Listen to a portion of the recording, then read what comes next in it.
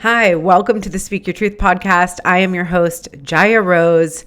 I am not even going to introduce myself right now because that is what kind of episode this is going to be. What I want to say is, first of all, this is the 100th episode, and I basically put this off for about a week and a half because I thought I had this grand opening of a shop I'm doing online. I thought I was going to just really do something here. And it's just not ready. It's not ready. And so instead of doing what I wanted to do and having it be what I thought it was going to be, I'm going to actually just be here right now and be honest with you and talk to you about waiting for the right time. Like waiting for it to be perfect, waiting for it to feel right, or for in some way have all your ducks in a row before you take the action. Because this is what I've been doing for the last week and a half. I'm going to give you a recap of all the things that have been going on and why I have been procrastinating putting out the 100th episode. But I also want you to use this as an opportunity to look at yourself and to look at your life and your business if you have one, and ask yourself, where am I waiting? Like, where am I waiting to take meaningful action and to do something that may feel big or scary? Because in my experience, never has there actually been a good time. Like, there's never been the right time. There's never been the perfect moment to do something that's outside of your comfort zone and that feels new and potentially scary. So let me back up and tell you the story. About a month and a half ago, I was going to launch something called the Embodied Business Membership, and I was all keen and excited about it. And then I went to visit my daughter in LA. And if you're a client of mine, you've heard this story probably, but if you're a listener of the podcast, you haven't. So I'm going to dive into what happened. If you don't know my daughter, her name is Becca Luna, and she created my website. She's an incredible web designer.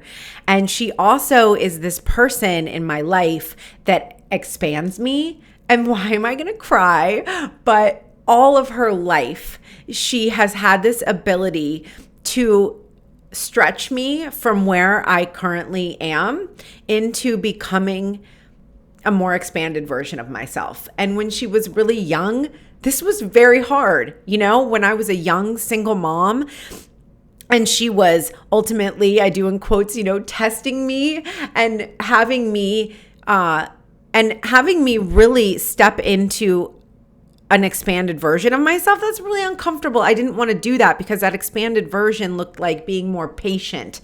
It looked like having more understanding and truly admitting that I didn't know what the hell I was doing most of the time.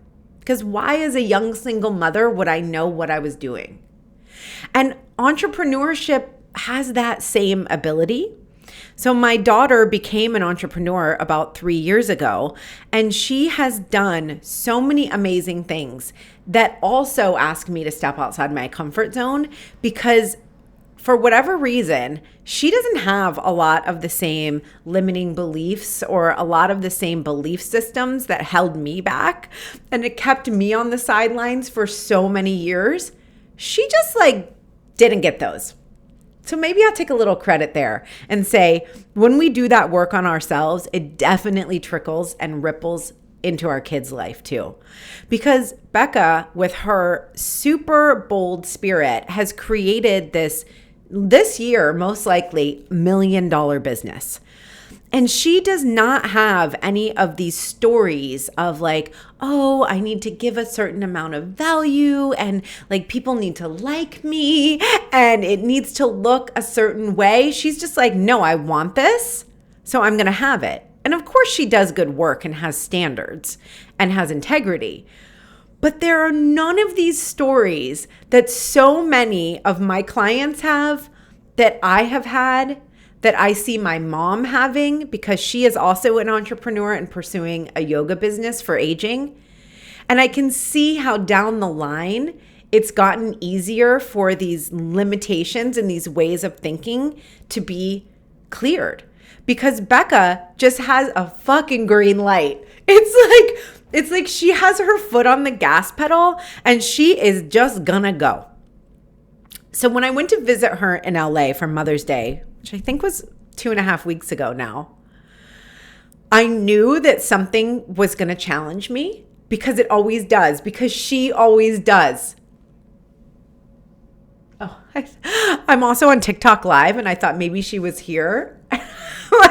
Anyway, she can hear me talk about her, but that's funny. So what happened on this trip is that I set an intention that it was going to expand my wealth consciousness, because that is truly what she helps me do. I step into her life of her just like luxury. She just gets what she wants. She doesn't think, oh, I already have it, so maybe I shouldn't buy it.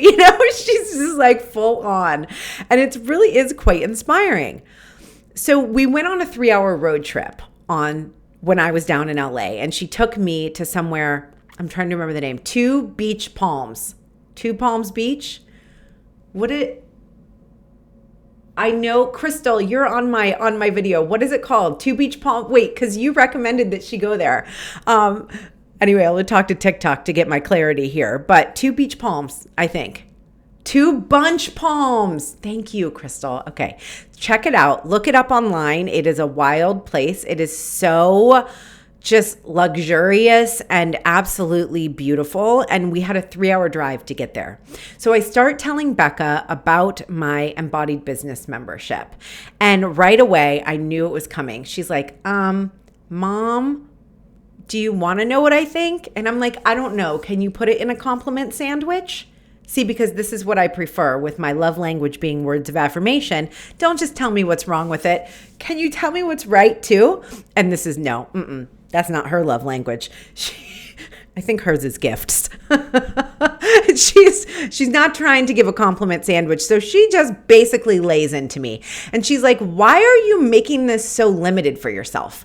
Like, how many people could you have in this membership? Because in the membership, I have monthly coaching that people get and yada, yada, yada. And I was making it really fucking complicated. Okay.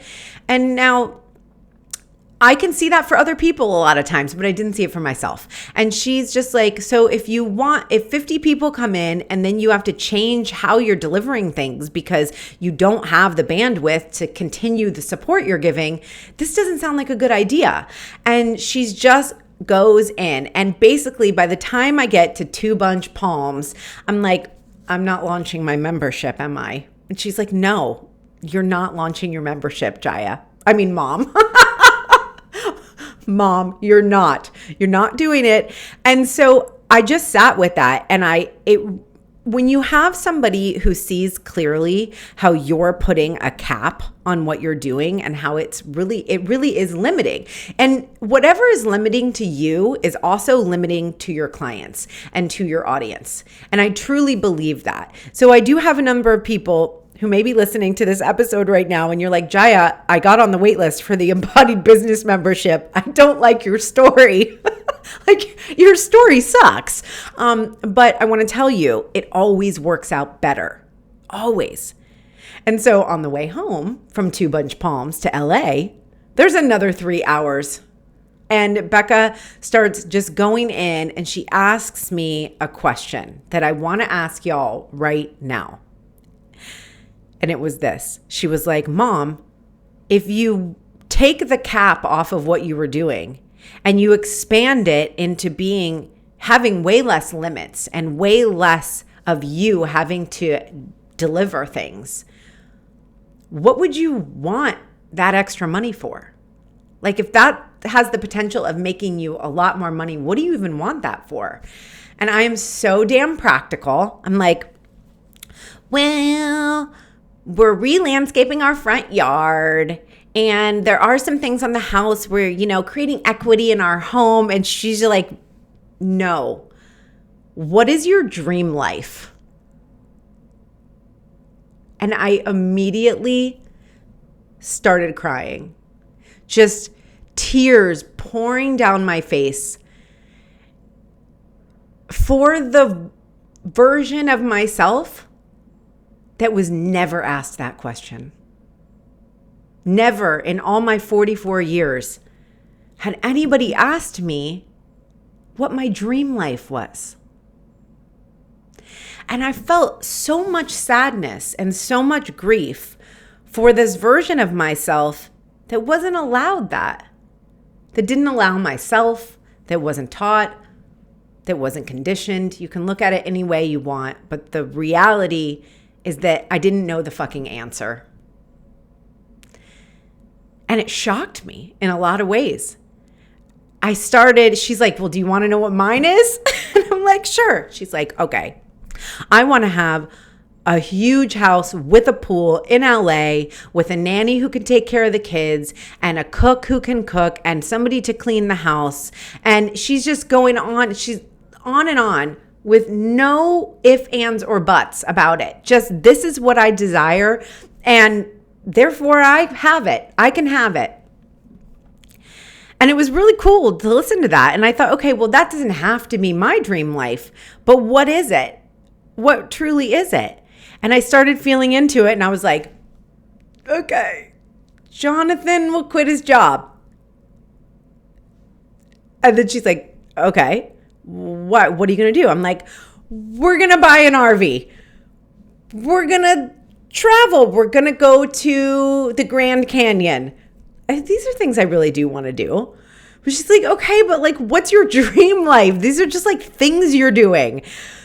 And I really got into like, what would my dream house be if I wasn't thinking, oh, here's the practical, here's the reasons why we should stay in the house we're in. And I wanted so badly to do that. This is just, it's honestly shocking me how hard this was for me. This alone created such a shift in my body and in my being that I did somehow come up with an idea of what my dream life would look like. And it's a bigger house, and it's more property, and it's more time with my husband. And from there, I have a lot of my dream life already.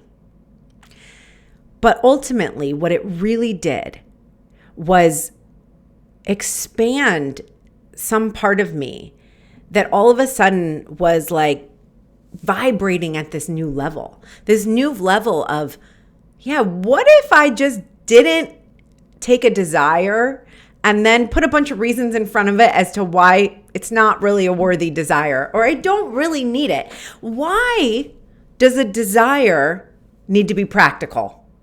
Can somebody answer me that, please? Why does your desire need to be practical?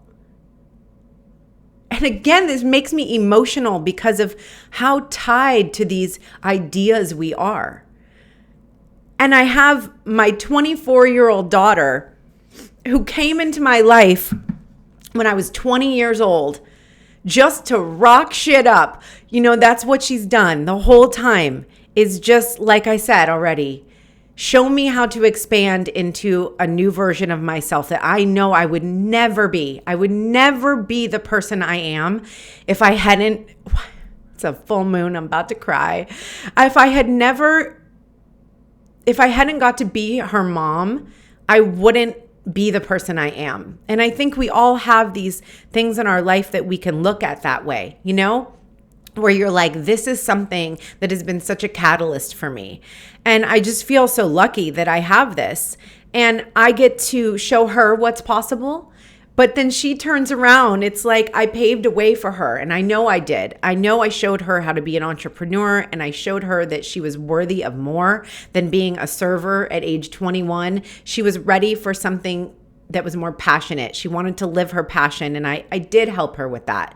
And yet then she just blew through the fucking door. She was like, okay, yeah, and we can also do this and all these amazing things. And so for that, I'm so, so grateful. I'm snotting on myself. And you know that means I'm serious. So what came out of this is that she actually helped me see that what I was going to put into this membership is all stuff that can be accessible to people without this monthly commitment and this whole like tie it up with, okay, now you're in the membership. And then if you leave, you don't get access to the things anymore.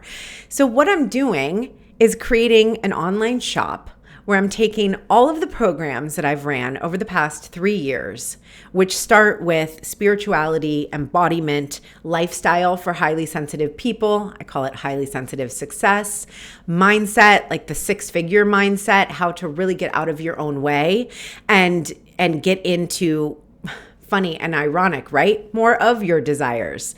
And then moving into business structure, how to create your own offer, how to sell your offer, how to launch it, creating a bigger audience, a more engaged audience, storytelling, and then of course, TikTok, launching and monetizing on TikTok. And so I've created in the last couple weeks, which is why I have not filmed a podcast, is because I've been working on this highly sensitive success shop. And it is literally going to be done tonight. And I had this intention, and it's why I kept putting it off, because I was like, I'm going to do 100th episode of my podcast, and I'm going to have a coupon code. I'm giving everybody 50% off the shop, all this amazingness. And then it's like stuff just doesn't always work out that way. So it's not quite done, but I'm dropping the seed. We're planting the seed that if you want access to my programs that in the past have cost people thousands, many thousands of dollars to work with me on, and you want to do them in a home study version, you're going to have access to that. And it feels so free and so beautiful. And we can thank my daughter, Becca, for this. We can also thank her for the beautiful shop page that you will arrive on, because she created it and it's a template of hers, and I just got it from her, and now I've been customizing it. So this is your episode for today. Okay, couple takeaways here. What is your dream life? And how does that feel in your body? How does it feel to be asked that question? And can you get out of your own way and actually allow yourself to desire what you desire without it having to be practical? Without it having to fit into something that you've even ever experienced thus far in your life? And I might call this episode 99.5 and then put out the 100th episode next Tuesday with all the details about the shop. I'll tell you all about the programs. You can see which one's right for you. I'm going to be offering 50% off of every single program, and they already are, every single one is under $300 except the embodied highly sensitive success lifestyle program. That's $399, but they're all going to be half price. It's going to be insane. So look out for that. And thank you for listening to my story. I cannot believe this was only 18 minutes. That is actually quite impressive. The last 3 weeks in 18 minutes.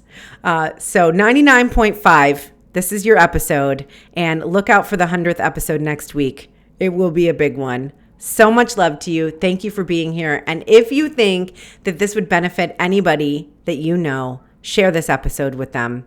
And don't wait. Don't wait for the perfect moment to launch something, to do something. Do it anyway. Do a 99.5, okay? Because 99.5 is just as good as 100.